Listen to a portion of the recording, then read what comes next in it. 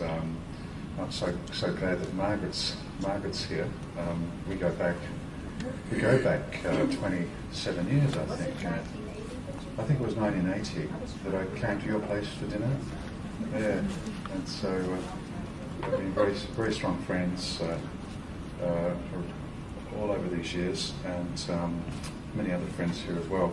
It's also been great to catch up with a bit more with Jack this morning around what's happening here in the Trauma Studies Centre. We've crossed paths over time, Jack, and I've developed a bit of a sense of your work here and been really drawn to that, and I'm looking forward to having some conversations with you. We were talking this morning about how some of these ideas about witnessing can be taken up in a broader context, and so I'm really looking forward to some great conversations. This wonderful context, a small workshop to get some dialogue going and some discussion around these ideas. So my plan is to present some ideas with you. Jack asked me to talk about some of the basic assumptions that I draw from in my narrative practice to begin with, and then move on to looking at how these apply to working in the trauma area. So that's my plan. And but I'd welcome reflections, comments, questions. So please don't hesitate to raise those questions or share those reflections or on this work I'll be sharing with you as these 2 days evolve. Just a little bit about my work in the area of trauma, or the work of our centre in the area of trauma. Dudley Centre in Adelaide is an independent centre, and quite a lot of our work is in relation to trauma. I guess about 70% of my work is in the trauma area, and that's in relation to people consulting me in my practice at Dudley Centre, but it's also in relation to working with communities as well. And so, and I hope in this workshop just to share some thoughts with you about the application of narrative practices to working with people who might be consulting us about trauma, but also the relevance of these ideas to working in broader contexts. Since 1994, we've been working with Aboriginal colleagues, with Aboriginal communities in Australia around addressing trauma in their communities. And the Australian Aboriginal people have been subject to what Native American people have over the centuries of colonisation, and these communities are struggling with the same dilemmas and crises in their communities as Native Americans here in North America. And so I've just actually come from Toronto, where I was doing a workshop, but also I was also working with a team in a place called Caledonia, Six Nations. It's Caledonia's town southeast of Toronto, and there are some huge conflicts in the community around land issues, and there's been a lot of violence and lots of trauma, and so we were working with a team over 4 or 5 days with the community in an effort to address not just the trauma that has been in the outcome of what's been happening in Caledonia in the last year, but also in terms of providing a foundation for the community's find a way forward together. So as Jack mentioned, we're also been involved a bit in work in Africa. Our primary focus in Africa has been with an organisation that provides funding for different agencies throughout different states of Africa who work with children who have lost their families to the HIV/AIDS epidemic, and they have 11 million children on their books, and provide material support for these children, but they're also working with these children to help them to address the trauma, not just of the loss, but also, when these children lose their families, they're very vulnerable to exploitation, and to address the trauma of that as well, and also to play a role in reconnecting these children to family and culture, because when they lose their parents and aunts and uncles and grandparents, they often become disconnected from community and culture and become non-social, and that's a huge problem in Africa at the moment, these children who are quite non-social, and so we've been involved in various initiatives in Africa with this organisation. In fact, two folks associated with our centre are currently just outside of Bulawayo, working with service providers and also with at a gathering of children. I think there's probably 150 children at this gathering, and they're supporting the youth workers in finding a way of working with these children to address trauma in ways that won't be re-traumatising of them, and that in ways that will open up avenues for reconnection with community and culture and history and so on. So we also do a bit of work in the Middle East, around the trauma area, in Israel and in Palestine, and one of our workers has just come back from 2 weeks at the Torture Survivor Centre in Ramallah, and so I'm hoping that I can somehow represent the ways in which we take narrative practice up on the micro level, but also on the more macro level. I'd be hoping that we can cover, we can get into conversations that look at the implications of this in a whole range of contexts. But I'll start with the micro, because that's the easiest place to start, by sharing with you some of the assumptions that I work from, and the implications of these assumptions in what you might refer to as clinical context, with people who consult us about trauma. And I'm going to share some really basic assumptions with you. These assumptions are relatively straightforward, and my guess is that many of them are relatively taken for granted, but nonetheless they have quite profound implications if we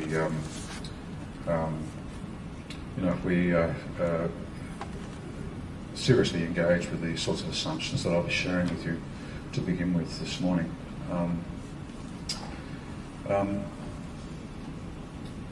I guess the first thing is very basic, is that just the assumption that all of the people who consult us, whether it's in so-called clinical contexts or in broader community contexts, have meaning-making skills. And these meaning-making skills have been developed in the history of their lives and in their relationships in their communities. And my interest in my work is to provide a context which actually triggers these meaning-making skills. And so a big piece of that is to establish contexts that are triggering of the mental activity, that's favourable for people to are more actively engaged in their meaning-making skills in relation to a range of experiences of their life. I think, as you'll see from the videotapes I'll be sharing with you, that these conversations of narrative therapy look like standard conversations. That it does not look like a context in which there is a counsellor or therapist delivering interventions. So my role is to contribute to a context that triggers the sort of mental activity that people step into when they're active in attributing meaning to their experiences of life. another assumption is that people are always telling stories, and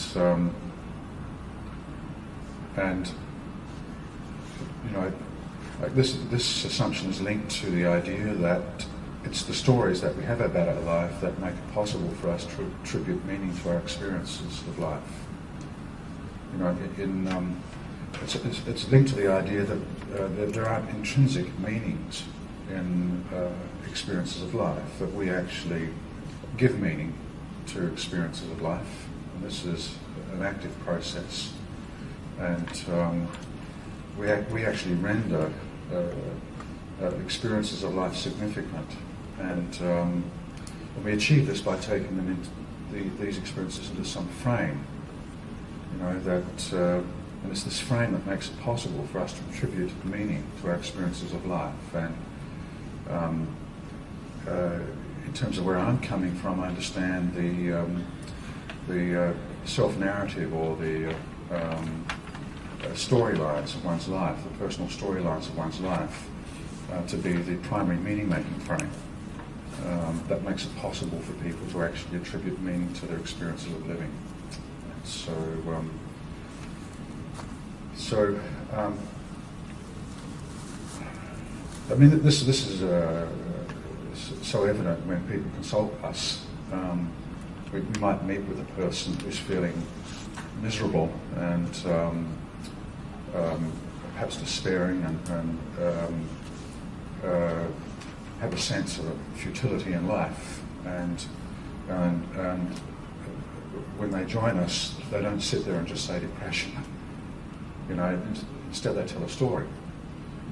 They might say that they're depressed, but people don't leave it there. They say, I'm feeling despairing, I think I'm depressed. This despair is something that's growing in my life, and I don't have a sense of having a future, and I feel empty, and I don't know when it all started, but I feel like I'm losing my life to this, and you know, I guess, you know, I became more aware of this development. I don't know, several years ago I was actually, the company I worked for was subject to a merger, the person might say, and this was back in 2005, in February, no not February, early March. You know, people are very specific about time, about the sort of temporal dimension.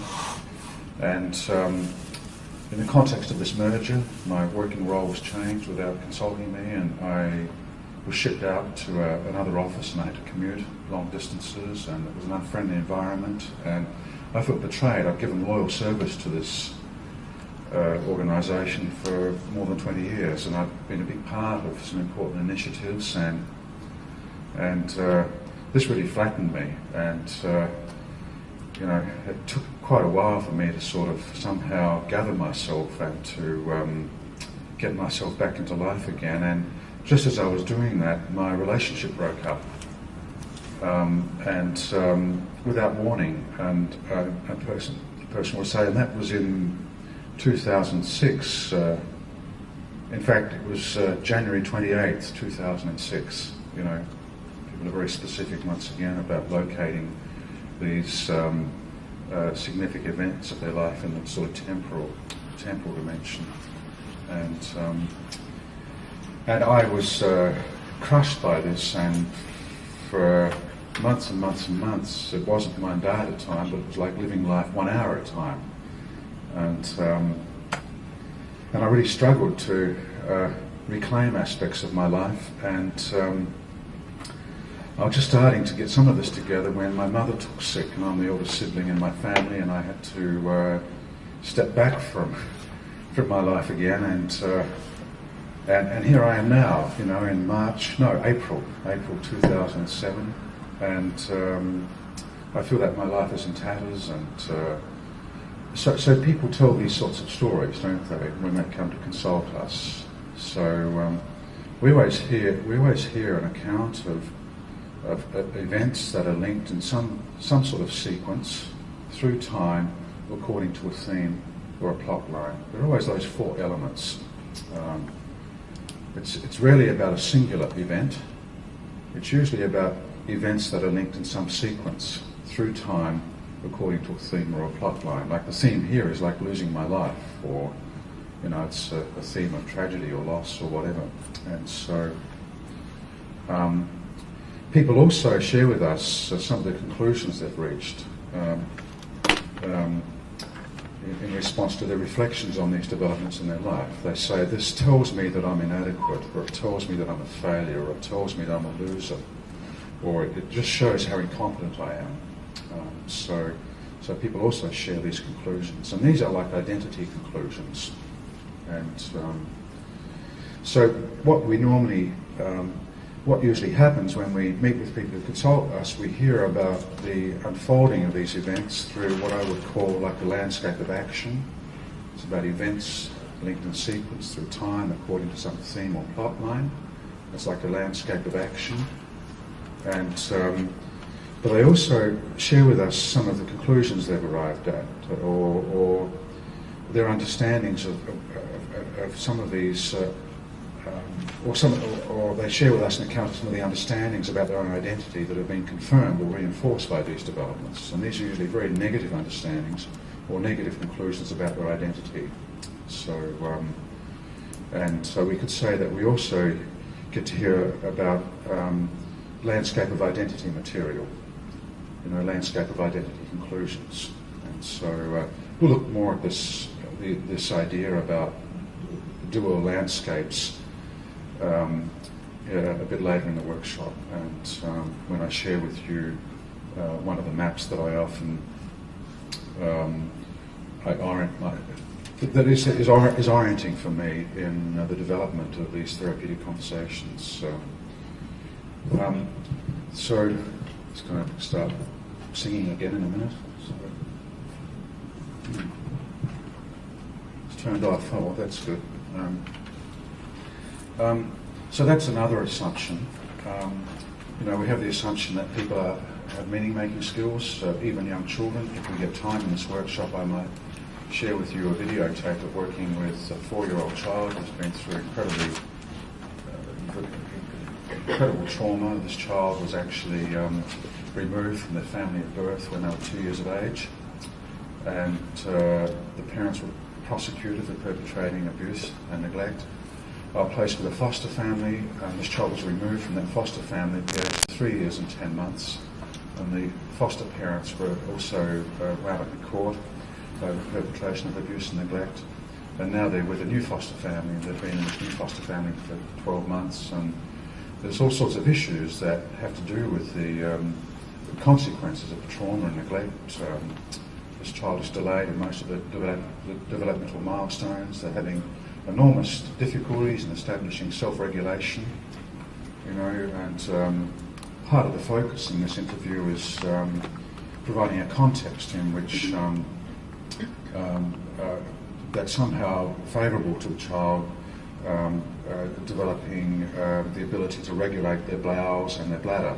And so, and as you'll see even in this context, this 4-year-old has been through so much trauma in their short life. You'll see that this child has very significant meaning-making skills that can be drawn on in the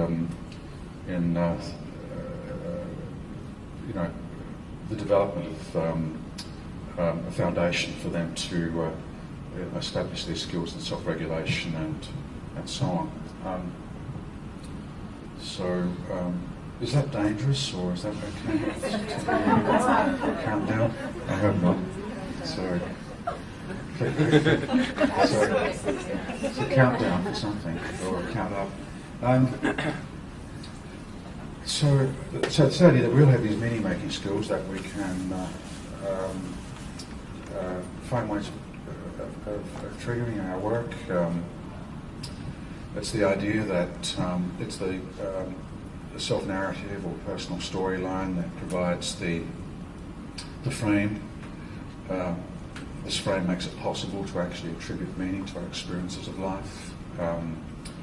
And it's also associated with the idea that when people consult us, they tell stories, and this is universal. And And it's important for us to actually, I think, to have the opportunity to sit back and reflect on the story making that is occurring when we sit down and when we're consulted by the people who are struggling with a whole range of dilemmas and traumas and so on. The reason this is so important is that it's the story making that is shaping of people's lives and relationships. It's the meaning that people give to their experiences of life that constitute their life. These meanings actually make life up.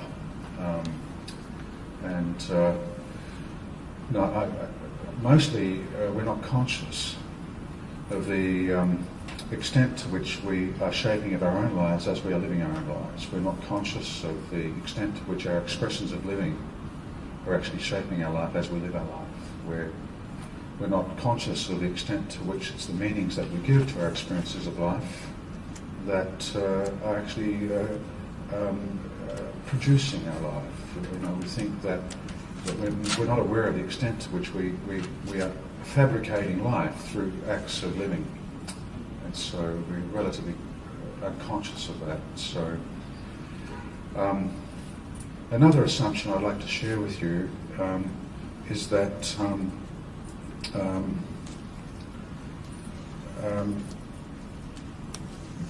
life is rich in experience, but very little of this experience ever gets attended to. Very little of this experience ever gets rendered significant.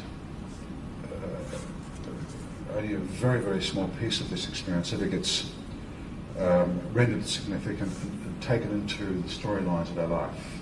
And so we're highly selective in terms of what we give meaning to. And so there's always a stock of lived experience that is neglected and I guess winds up in the non-conscious, So many of our experiences of life pass like a blip across the screen of consciousness and disappear into a vacuum, into the non-conscious. And so, there was a famous author who decided that he would actually give meaning to every aspect of his experience of one day of living. And so he locked himself away in a room for 12 months in an effort to do this. And this was to give meaning to every experience, including tactile experiences and so on. And he abandoned the project after 12 months because he hadn't got to breakfast. It was impossible to actually give meaning to every aspect of experience. From the time he woke until breakfast, in 12 months was not enough for him to achieve that. So there's such a stock of lived experience that never gets rendered significant. Now, this is associated also with the idea that there are many aspects of lived experience that potentially contradict or potentially play a part in contradicting these negative conclusions that people have about their identity. That could provide a foundation for the development of subordinate storylines that are in contrast to the dominant storylines of people's lives. And so we know when we meet with people, there's a stock of lived experience to draw from in our therapeutic conversations with them. And so, I can share with you many stories in my work with people, and somehow we got onto some aspect of experience. Sometimes this is even in remote history, that suddenly gets rendered significant. X number of years later, it becomes weighty and becomes significant and becomes a point of entry for what I refer to as subordinate storyline development. And so there's always this stock of lived experience for us to draw from. Another assumption that I'll share with you, and I'm not going to be spelling out all of the assumptions that provide a foundation for my practice. That would spend the whole workshop just doing that. So I'm just going to share with you some of these. Is that life really is multi-storied, not single-storied, and I meet many people who feel imprisoned in their life. They have a sense of being frozen in time.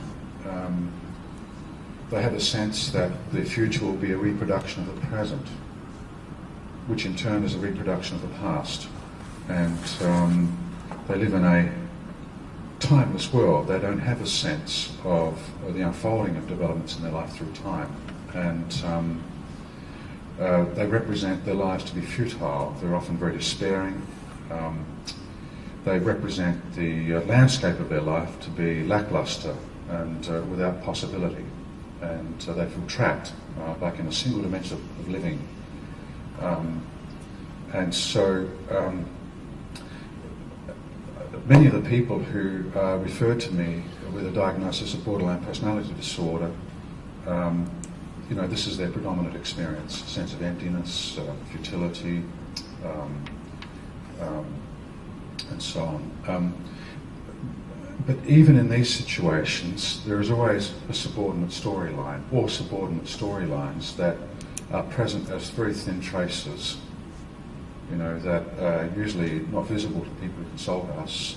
And I think it's possible for us to develop the sort of listening skills that contributes to the identification of these thin traces of the subordinate storylines of people's lives, and also to develop the sorts of skills that support the people consulting us to richly develop these subordinate storylines, so they come out of the shadows. And the more richly developed these subordinate storylines become, the stronger a foundation a person has to proceed with their life.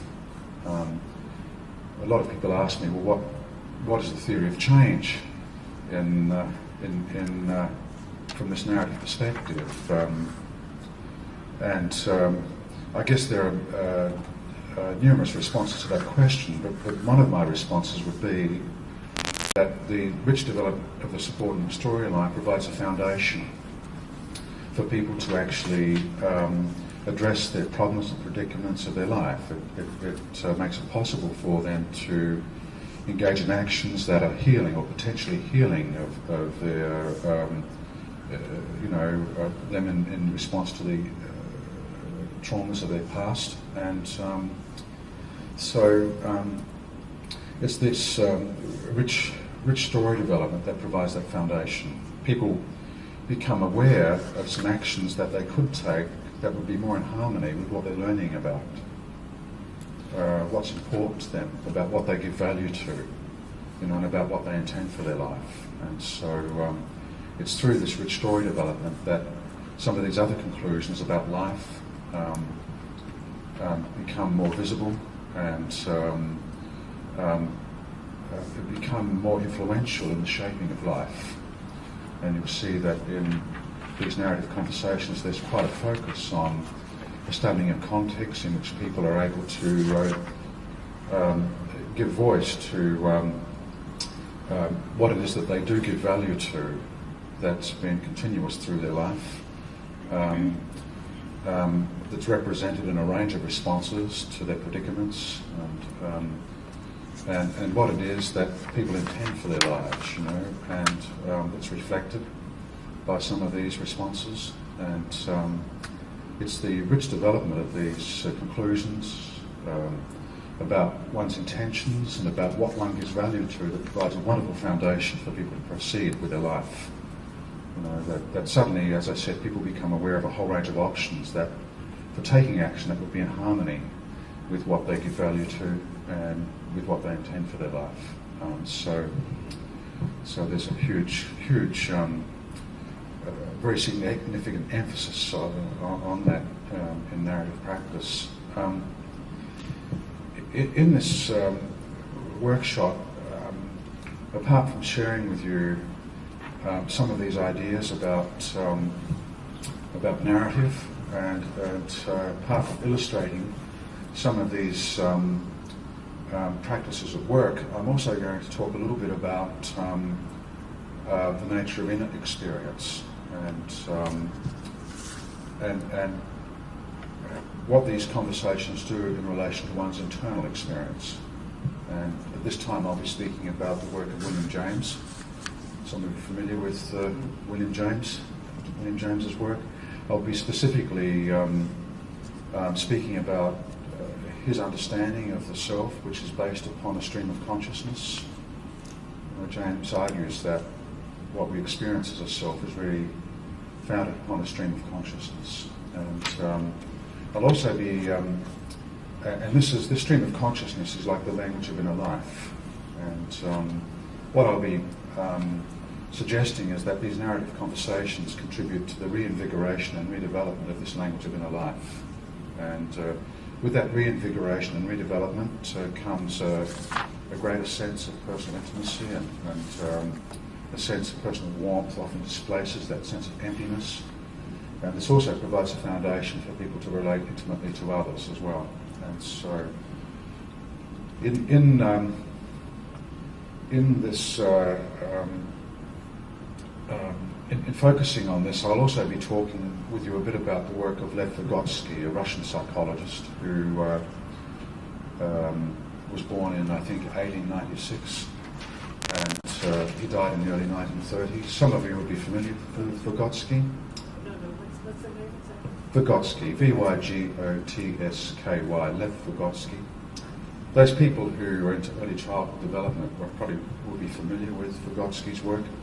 He was a Russian Jew who struggled under the anti-Semitic policies of Tsarist Russia.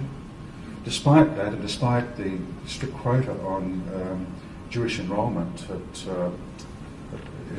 Moscow University, he managed to get into Moscow University, and I think he was interested in literature and law. But his interest turned to early childhood development. And he began to do his own research into early childhood development, and he wound up challenging a lot of popular ideas about early child development, including some of Piaget's notions. Unfortunately, he struggled also with the anti-Semitic policies of Bolshevik Russia. And his work was seen as a threat to Soviet psychology, and his books were banned by Stalin. And he died in the early 1930s of consumption. And so his work only resurfaced in Russia during the new liberal era under Khrushchev in the 1950s. And of course, it's taken a while for it to get taken up in Western culture. But I'll be referring to Vygotsky's work because Vygotsky actually provides an account of the development of that stream of consciousness that James was just content to describe. James did not describe the origins of the self, but Vygotsky does provide an account of the origins of the self, and he argues very strongly that the self is social and relational in its origins. And so we'll talk a little bit about some of Vygotsky's understandings of that, at the same time that I'm just reflecting on the part that these narrative conversations play in the reinvigoration of that stream of consciousness. So we'll be taking two different perspectives on what's happening in these therapeutic conversations and in our work with communities. So that's just a few assumptions. Now, associated with this is the idea that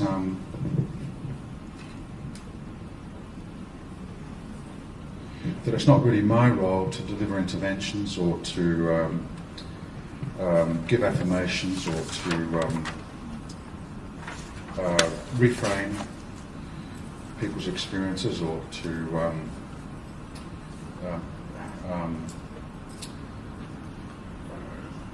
evaluate people's lives. It's also not my role to take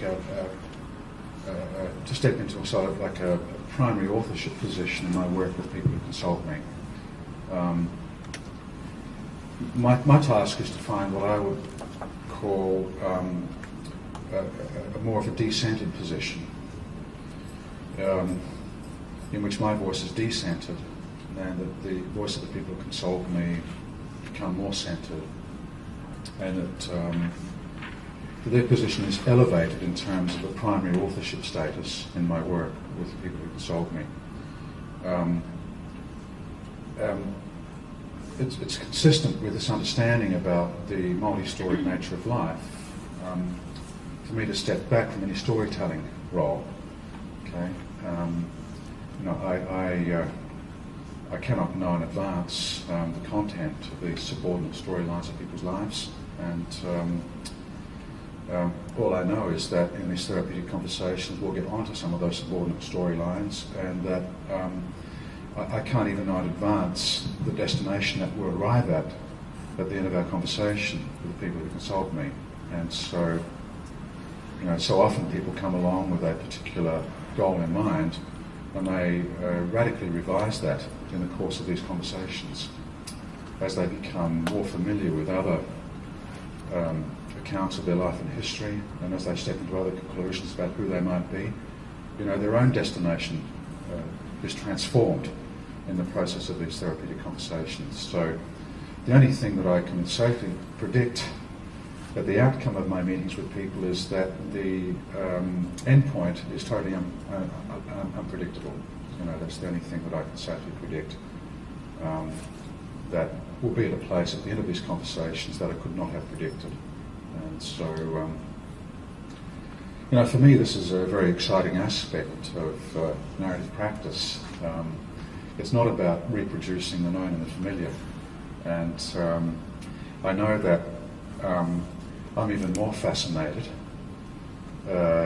with life now, and this is like many years into my career, and I've seen thousands and thousands and thousands of people and families over many years, and I would say that I'm even more fascinated today than I have been. And I've always been interested, I've always been curious about life, I've always been fascinated in life, people's expressions of living, but that grows, and that's a huge antidote to what is often referred to as burnout or vicarious trauma. We hear a lot about that these days.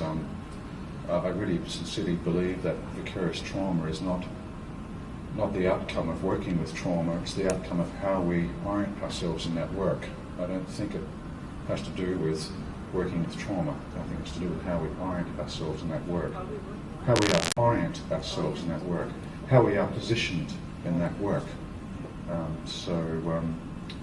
If I use any words that aren't clear to you, please ask me to clarify them, because it's probably accent.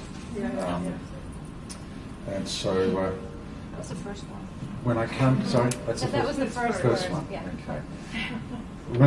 I've been in North America now for 3 weeks, so my accent's become quite Americanized, and so and disappeared.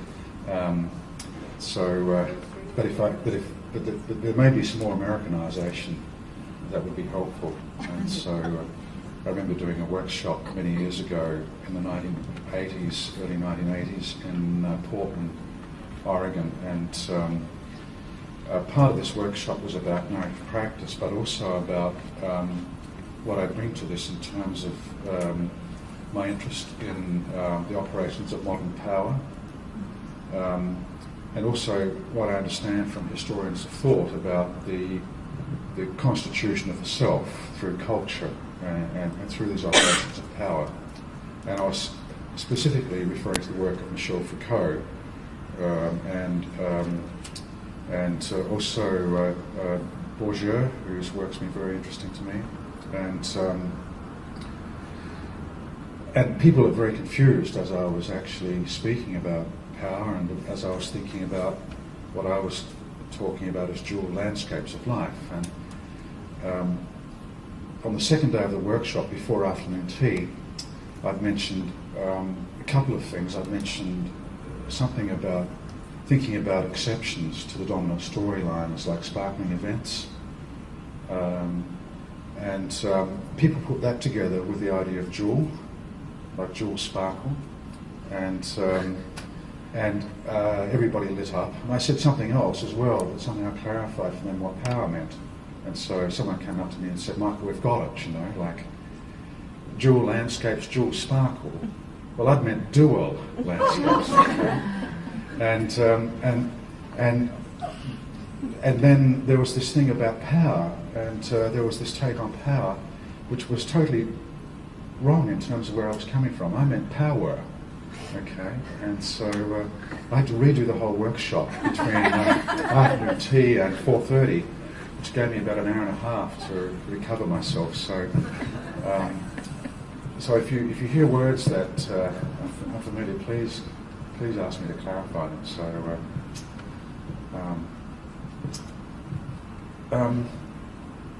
Okay, where were we? So that's something that we'll be reflecting back on as well. I'm going to spend a bit of time on the life of the therapist or community worker, and what it might be important for us to be doing that will provide an antidote to what's often referred to as burnout or vicarious trauma or whatever. Because I think there's so much that we can do that provides an antidote to that, and actually reinvigorates our work with people who are struggling with the consequences of trauma rather than the inverse. And so let me share with you just a couple of stories that reflect some of these assumptions, and then maybe we can take a tea break. Would that be okay?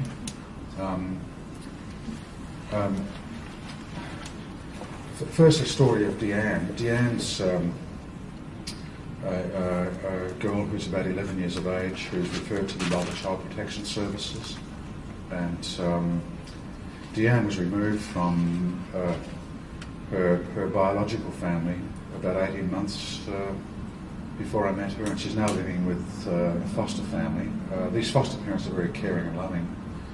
And Deanne's parents were both prosecuted for perpetrating abuse and neglect on Deanne's life. And so we're really looking at the first 9 years of her life is, 9 years of traumatic experience.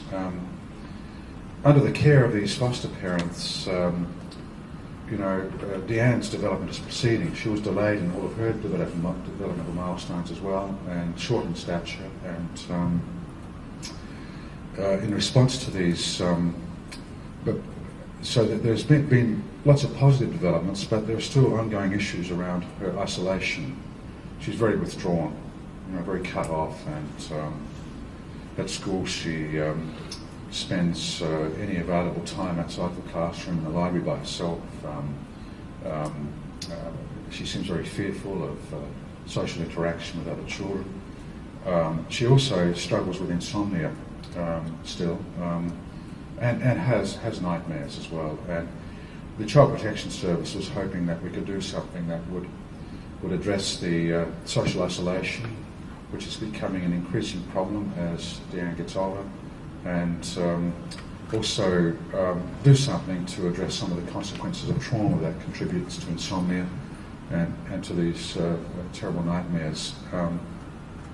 So I met with Deanne and her foster parents, and it also became clear to me in this conversation that Deanne experienced shame, and that she still held herself accountable or responsible for some of the abuses that had been perpetrated on her, through, these 9 years of her life. And this was despite the fact that many people had tried to talk her out of this, that you only experience that shame because of the abuse that you were subject to. And